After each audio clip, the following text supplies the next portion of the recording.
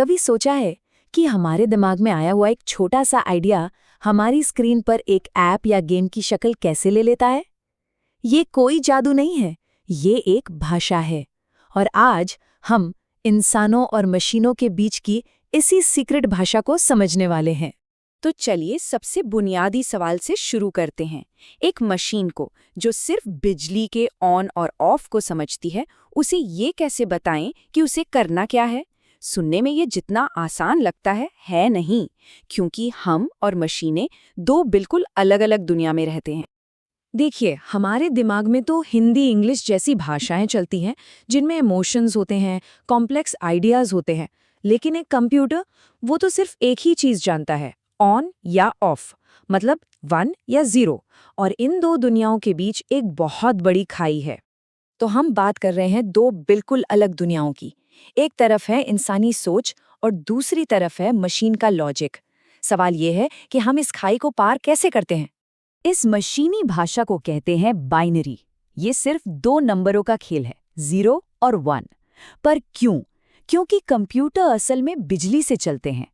जब सर्किट में करंट होता है तो वो है 1 यानी ऑन, और जब करंट नहीं होता तो वो है 0 यानी ऑफ। हर एक कमांड, हर एक फोटो, हर गाना, सब कुछ इन्हीं जीरोज और वन्स में टूट जाता है। अब जरा सोचिए, अगर 53 और 72 को जोड़ने जैसा एक आसान सा काम भी बाइनरी में यानी 0s और 1s की लंबी लंबी लाइनों में लिखना पड़े तो ये तो एक सिरदर्द बन जाएगा। तो फिर प्रोग्रामर्स इस मुश्किल को हल कैसे करते हैं?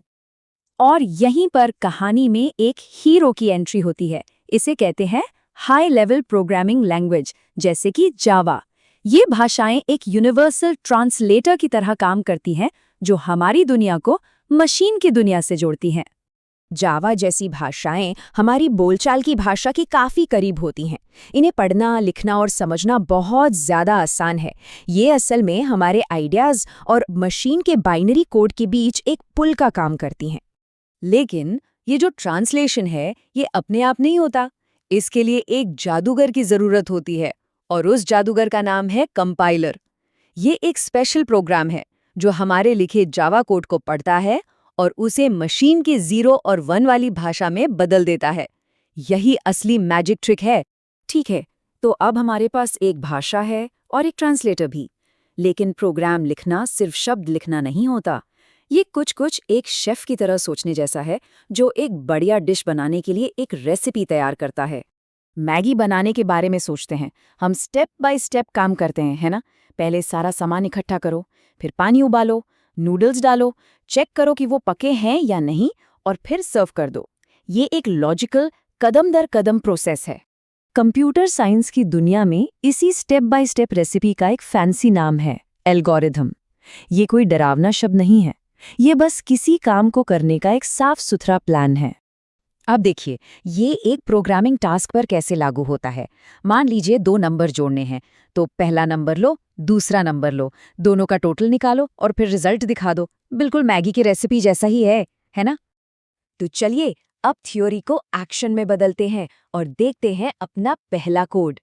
हर प्रोग्रामर का सफर एक ही जादुई लाइन से शुरू होता है, हेलो वर्ल्ड। हाँ, पहली बार देखने में ये थोड़ा अजीब या मुश्किल लग सकता है, पर घबराने की कोई बात नहीं। हम इसे मिलकर समझते हैं। ये है जावा में लिखा हुआ हेलो वर्ल्ड का पूरा कोड। अब इसमें से ज़्यादातर हिस्सा तो सिर्फ एक स्टैंडर्ड ढांचा है जो आपको लगभग हर जावा प्रोग्राम में दिखेगा। असली काम तो बस एक लाइन में छिपा है। असली जादू बस इस एक लाइन में है, system.out.println हेलो वर्ल्ड। ये वो सीधा साधा इंस्ट्रक्शन है जो कंप्यूटर को कहता है स्क्रीन पर हेलो वर्ल्ड प्रिंट कर दो, बस इतना ही। लेकिन यहाँ एक और सवाल उठता है, हमने जो ये टेक्स्ट लिखा है उसे मशीन चलाती कैसे है?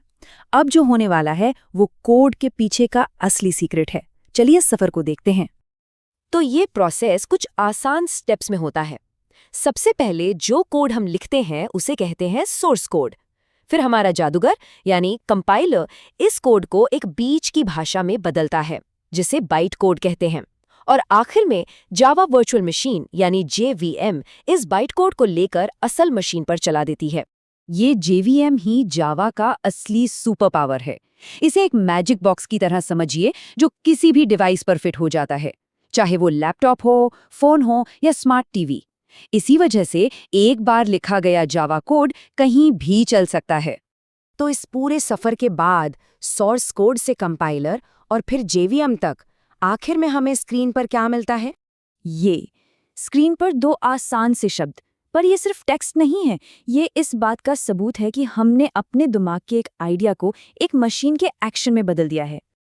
तो बस कुछ ही मिनटों में हमने एक इंसानी सोच को मशीन के काम में बदल दिया। हमने इंसानी भाषा से बाइनरी कोड तक का पूरा सफर तय कर लिया। यही तो है प्रोग्रामिंग की असली ताकत। तो अब असली सवाल ये है, जब ये ताकत आपके पास हो, तो आप कंप्यूटर को अगला काम क्या करने को कहेंगे? एक गेम, एक वेबसाइट, या फिर कुछ ऐसा जो आज तक किसी ने सोचा भी ना हो? सारी संभावनाएं अब आपके हाथ में है। अगर आपको कोड के पीछे का ये जादू समझ आया हो, तो हमारे चैनल को सब्सक्राइब करें ताकि आप ऐसे और भी सीक्रेट्स जान सकें।